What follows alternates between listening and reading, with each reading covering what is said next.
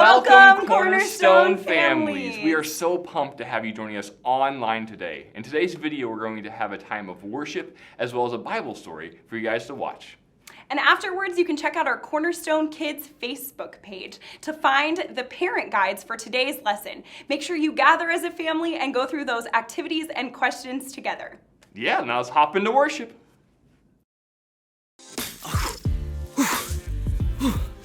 Hey, welcome to Story Lab.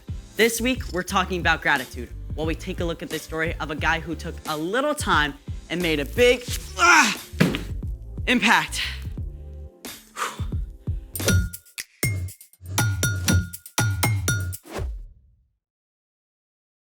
Hey, I'm Skylar. And I'm Sebastian. We're talking about gratitude, which is letting others know you see how they've helped you. Got some heavy reading to do? I gotta write a bunch of thank you cards to the people who came to my party last week. That's great. And it takes forever. Saying thank you can be fun. Do you have a timer on your watch? Yes, as a matter of fact, I don't have my watch. No worries. We'll make one. Are you sure we have the time? Watch me. Well, let's stop TikToking and get to it.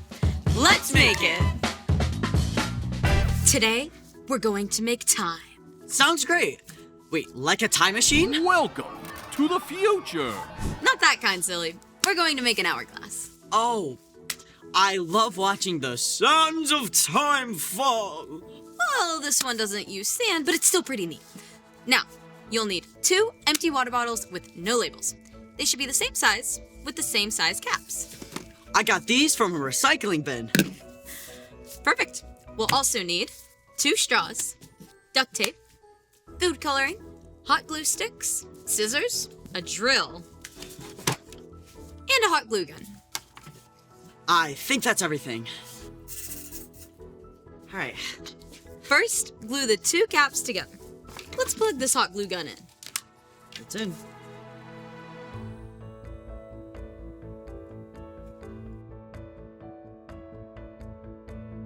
And wait for it to dry. Hold them for a few seconds until they feel solid. Then, wrap some duct tape around the rims so it won't leak. Now, you'll need a grown-up for this next part. Use a drill with a drill bit the same size as the straws to make the holes through the bottle caps. Here's a hack. Put something underneath the bottle cap so you don't drill the furniture. That's a good hack. Okay, here we go.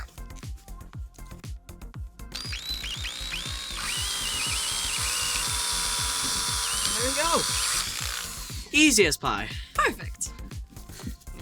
Now, use a pair of scissors to get rid of all the yucky leftover pieces. I'd say we're clear now. Next, cut the straws so they're 2 inches long. Next, push them through the holes and add some hot glue around the rims. I got that. Alrighty. In the end, one straw should stick up and the other one should be sticking down, just like this. Before we get to the final steps, let's move all this out of the way. Now, it's time to fill the bottles. We're going to need a cookie sheet and some funnels. Here's the funnels. Perfect. We fill one with oil and one with water. Perfect. What color should we make the water? Decisions. How about blue? My favorite color.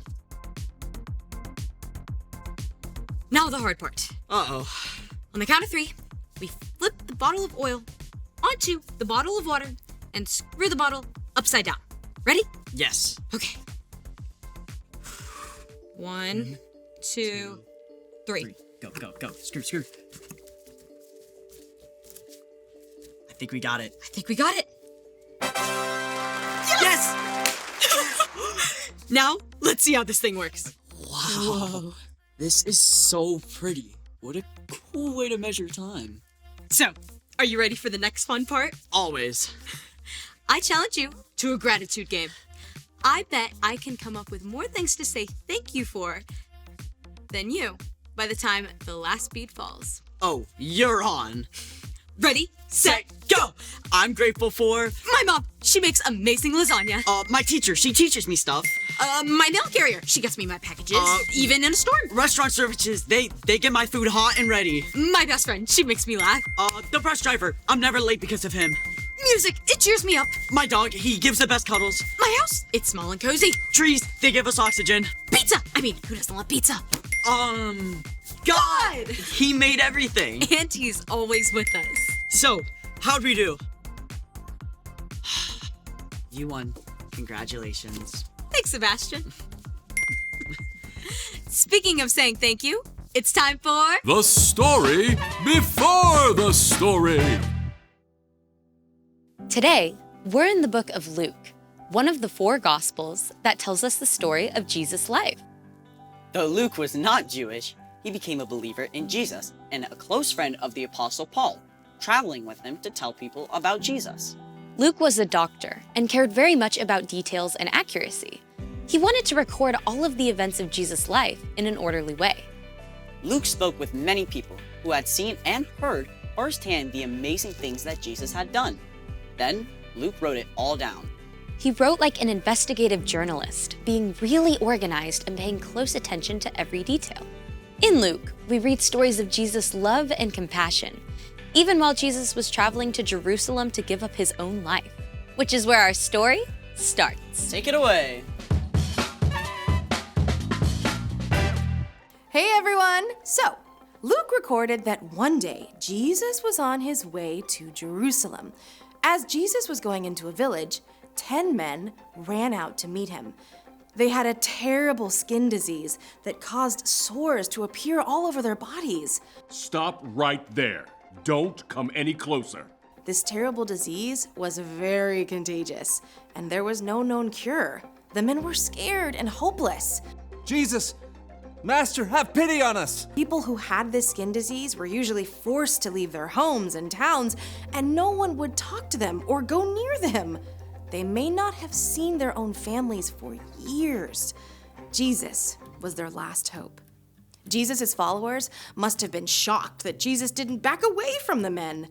He looked straight in their eyes and said, "Go, show yourselves to the priests." I bet the men were confused. They didn't feel or look as though they were healed. They may have argued about whether to do as Jesus said. The priests say we're unclean. How can we return without being healed? They'll just send us away again. But what do we have to lose? I think we should do it. Even though Jesus' instructions didn't make sense, they headed toward town to find the priest. And get this, while they were on the way, their sores started to disappear. They were healed. Oh, look at my arm. The sores are gone. And my legs, they're clean. We're healed. The men were so happy that they ran straight to show the priests. But one of them stopped. Jesus made us well. I've got to say thank you. The 10th man ran back. He was so grateful. He threw himself at Jesus' feet. Praise God. This man was a Samaritan. Some people didn't like Samaritans and treated them badly. Yet, the Samaritan man was the only one who returned. Thank you. Thank you. Thank you. Weren't all 10 healed? Where are the other 9? Didn't anyone else return and give praise to God except this outsider? Get up and go. Your faith has healed you. Even though all 10 men experienced this amazing miracle and all 10 were healed, only one came back to show his gratitude. It's always important to take time to say thank you. The end. Wow, I can't believe those guys left without saying thank you. It's always a good idea to give thanks, especially to God, who gives us so many good things. So, what's our part in the story? Saying thank you lets people know you see and appreciate them. Like the Samaritan did when he was healed. I feel like the other guys were probably thankful too. Yes, but only one actually said thank you. When we feel thankful, it's always important to show it by actually saying thank you. Sometimes I forget to say thanks. Like when one of my parents cooks dinner. Or when my teacher helps me understand something. You can even say thank you for a gift when it's not your favorite. I remember my aunt once made me this sweater with a big cow on it. It wasn't my favorite, but I like that she thought of me. From now on, I'm saying thank you to everyone. My mom, my dad, my crossing guard. Saying thank you is a great way to show others you see how they've helped you. So, thank you for having me. See you next time. Bye. So here's the thing. Take time to say thank you. It's a great way to show you appreciate the people in your life. Round 2. Well, yeah. Thank you for joining us in the Story Lab. See you next time. Thank you for being an awesomely Zanny co-host. Thank you for always knowing what we're gonna do. Shout out to whoever put up these lights so you can see us. And the amazing camera crew. That's right.